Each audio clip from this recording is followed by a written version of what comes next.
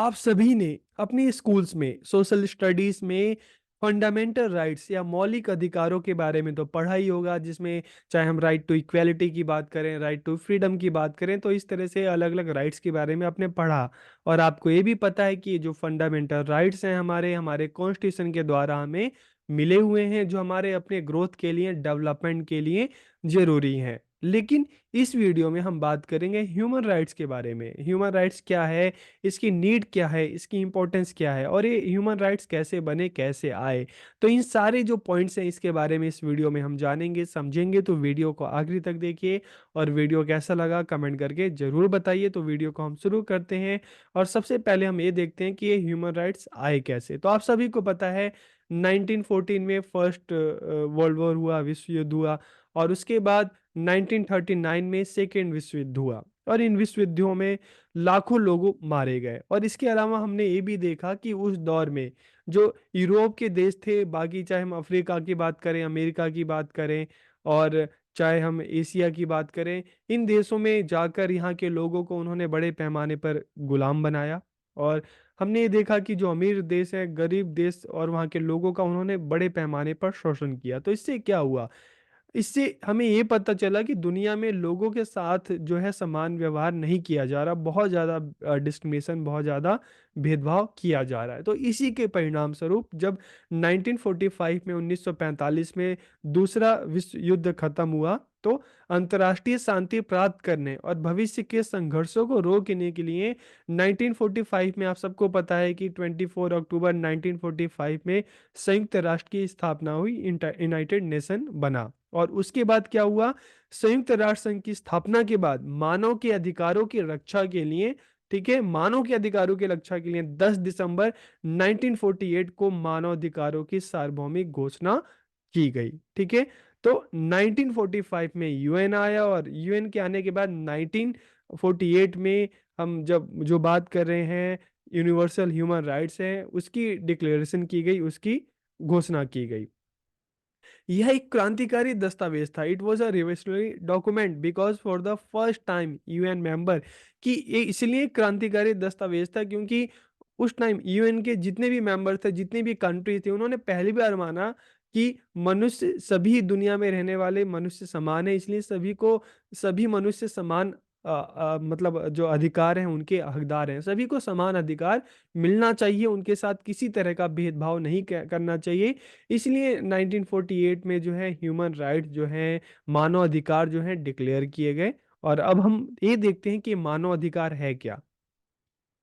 मानव अधिकार वे अधिकार हैं जो सार्वभौमिक रूप से प्रत्येक मानव को मानव होने के नाते प्रदान किए जाते हैं। ठीक है। तो मानव अधिकार या ह्यूमन राइट्स की बात आएगी तो ह्यूमन राइट्स क्या है। Human rights are rights that are universally granted to every human because by virtue of being human, की ये अधिकार चाहे किसी भी कंट्री का इंसान हो, ठीक है, चाहे कहीं पे भी रहने वाला, दुनिया में रहने वाला कोई भी इंसान हो, सभी को इंसान होने के नाते ये अधिकार प्रदान किए जाते हैं। ये अधिकार प्रत्येक मनुष्य को समान रूप से बिना किसी भेदभाव के प्रदान किए जाते हैं। तो ये अधिकार किसी भी एक पर्टिकुलर देश में रहने वाले, राज्य में रहने वाले लोगों के लिए नहीं है, बल्कि दुनिया में रहने वाले सभी लोगों के लिए। इसलिए इस राइट्स को हम क्या कहते हैं, यूनिवर्सल। ठीक है। Human rights can be defined as a fundamental rights, की मानव अधिकारों को मौलिक अधिकारों के रूप में भी परिभाषित किया। इनमें से अधिकार, इनमें वे अधिकार शामिल हैं जो जीवन को जीने लायक बनाते हैं। जैसे चाहे हम बात करें राइट टू फूड की बात करें, एजुकेशन की बात करें, वर्क की बात करें, हेल्थ की बात करें, राइट टू फ्रीडम की बात करें, तो इसमें उन सभी अधिकारों की बात की गई है जो हमें एक अच्छा जीवन जीने लायक बनाते हैं, हमें एक अच्छा जीवन जीने में हमारी मदद करते हैं। और मानव अधिकार, ठीक है, स्वतंत्रता, ठीक है, इसमें चाहे हम स्वतंत्रता की बात करें, चाहे समानता की बात करें, सारे अधिकार जन्म से लेकर मृत्यु तक दुनिया के सभी लोगों के लिए है। आपको क्यों मिल रहे हैं अधिकार, क्योंकि आप ह्यूमन हो। तो ह्यूमन को ह्यूमन होने के नाते ये अधिकार प्राप्त होते हैं, जन्म से लेकर और मृत्यु तक ये अधिकार आपको मिलते हैं। अब हम बात करते हैं नीड ऑफ ह्यूमन राइट्स, की इन अधिकारों की जरूरत क्यों है, आवश्यकता क्यों है।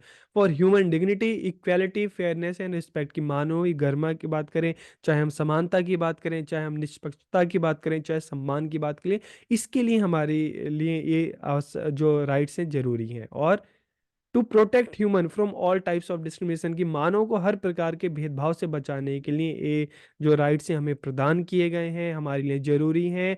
दुर्व्यवहार के शिकार लोगों को सुरक्षा प्रदान करने के लिए अक्सर हम देखते हैं कि जो ज़्यादा पावरफुल लोग होते हैं, ठीक है, वो अक्सर जो कम पावरफुल लोग होते हैं, जो गरीब लोग होते हैं, उनको परेशान करते हैं, उनका शोषण करते हैं।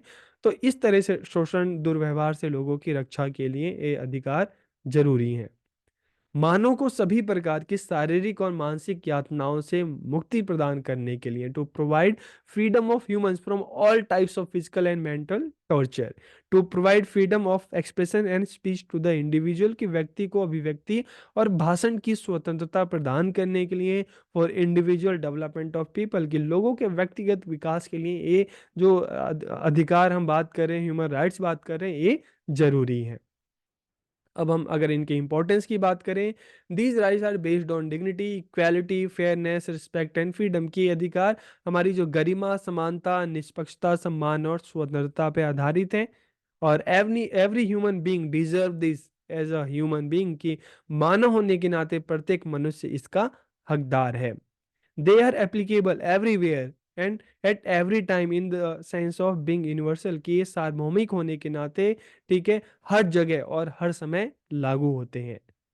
Human rights are for all people of the world from birth to death, की मानव अधिकार जन्म से लेकर मृत्यु तक सभी दुनिया के सभी लोगों के लिए है। It is about living a life free from fear, harassment and discrimination, किया भय, उत्पीड़न और भेदभाव से मुक्त जीवन जीने के बारे में है। This human rights are the same for all people everywhere, की जो मानव अधिकार हैं हर जगह सभी लोगों के लिए समान है। Human rights guaranteed that people's basic need are made, की जो मानवाधिकार है गारंटी देते हैं कि लोगों की जो बुनियादी जरूरतें हैं, ठीक है, वो पूरी हो। These are not provided by any state, की देखो एक किसी राज्य के द्वारा प्रोवाइड नहीं किए जाते, ये यूनिवर्सल है, ठीक है। ये हम जब बात करें 1945 में यूएन बना, और जब 1948 में इसको हमने यूनिवर्सल कहा, क्योंकि दुनिया में जितने भी देश उस टाइम यूएन के मेंबर बने और आगे भी जो बने, उन्होंने सभी ने इस जो ह्यूमन राइट था सभी को उन्होंने स्वीकार किया, ठीक है।